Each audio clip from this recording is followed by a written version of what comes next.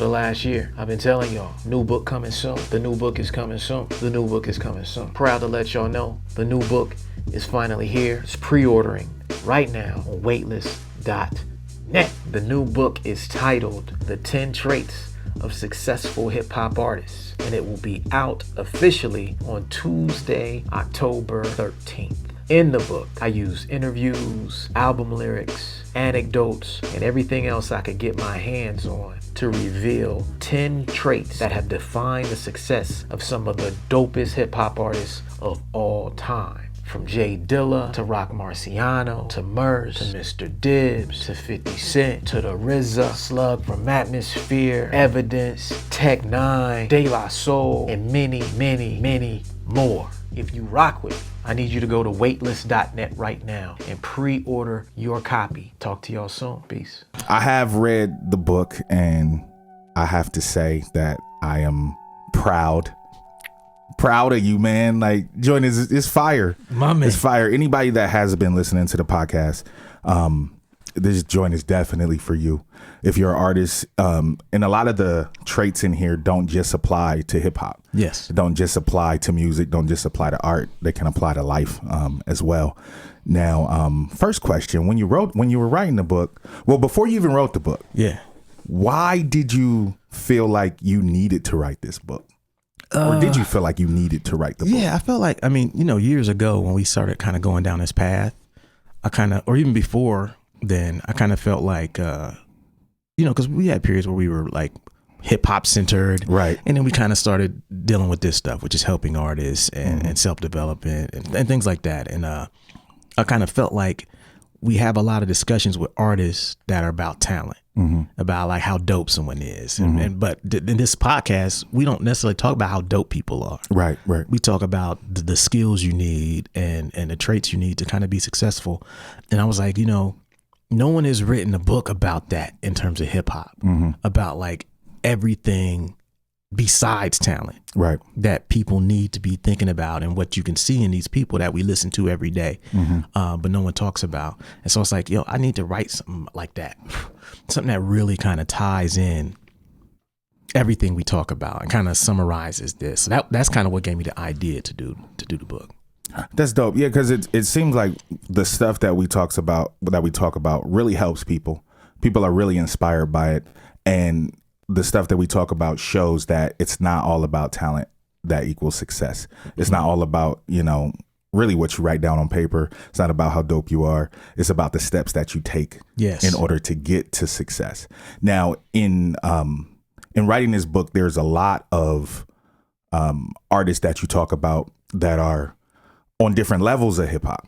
You know what I'm saying? Like, was that a purposeful thing, or is it just these particular artists that you look to and that you're inspired by, or is it their stories in general that made you want to write about them? The range in artists, their notoriety level, that was deliberate, because, we're underground hip hop guys. Right. And, when we talk about stuff we listen to or artists that we like that are not underground hip hop, some of our fans are often caught off guard. Like, oh, you listen to that? Oh, you pay attention to that? Oh, I didn't know y'all like Nipsey, or I didn't know y'all like, you know what I'm saying? Right. And so I thought that it would be dope to make a book that wasn't just something that we could fuck with. Right. That anybody who's into hip hop, period, and quote unquote real hip hop or even mainstream hip hop could find something in this book that inspired them. And that wasn't my original intent. When I originally wrote it, I was just writing. And then I left it alone. And then when I came back to it like 2 years later, I was like, this could actually be a book that's more encompassing of the whole spectrum of hip hop. And that's kind of why I went down the path I did with picking different people from different crews and different sections and even different eras, because like De La Soul is in there. Right. Mr. Dibbs is in there. Yeah. Dilla. There's no connection between, right, you know what I'm saying, Dibbs and Dilla, or Knots. Yeah, or Carnage, or J-Zone, RJ. Right. Like all these guys are in the book, and then what's the connection between them and Nipsey? Right. Well, the connection is that they have this trait in them. These traits In them that tie them all together that we've never talked about. And so that's what kind of made me think like, wait a minute, this is something, the way I'm doing this book, if I really want to go all out with the book and make it what's in my head, it's going to take me longer. I'm going to have to write more, but I'm going to have to include a wider range of artists. Word. Okay. So now in the book, you only appear once. Yes. You know what I'm saying? And the chapter that you talk about yourself in is the patience chapter. Is there because I've known you forever. So I feel like you could have put yourself in any of these chapters. You know what I'm saying? Like, that's true. Specific. You know what I'm saying? Like, I really feel like you could have put yourself in any of the chapters. Yeah. Is there a reason that you chose that particular chapter to inject your own story into? Well, you know, what's funny is like I originally was gonna inject myself into a lot of this book. I mean, because you can. You know what I'm saying? Like, it's your book, and you got all these traits, really. You know what I'm saying? Which is why you're successful. You know what I'm saying? Which is why you can talk about this stuff because you've seen it from the perspective of building up to these points and actually, you know, acting out and doing the things that you're actually talking about. Yeah. Well, there was a point where, you know, I did have another maybe section in there that I had about me that I kind of took out.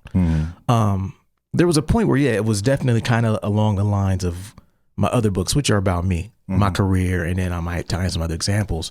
But as I got deeper into it, I was like, you know what, I kind of have to take myself out of it as much as possible because I want this to be something that, you know what I'm saying? Like, it's not about me. I'm present through all the writing, you know what I mean? The stories that are told. And I was like, I'm just going to tell one story about myself and patience. And hopefully that kind of lets people know that, it's my book. And that's just, and it's at the end of the chapter. Right. You know what I mean? But it's early in the book as well. Right. It's early in the book. But it was a conscious decision. I didn't want it to be something where like I didn't have any distance from it.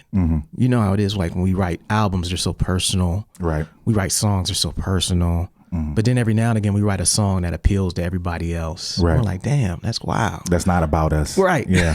It's telling somebody else's story. You see? Yeah. The same thing kind of applies to this book where it's like, well, wait a minute. Maybe the strongest and best approach is to not make this about me. And because really this podcast is not about us. Right.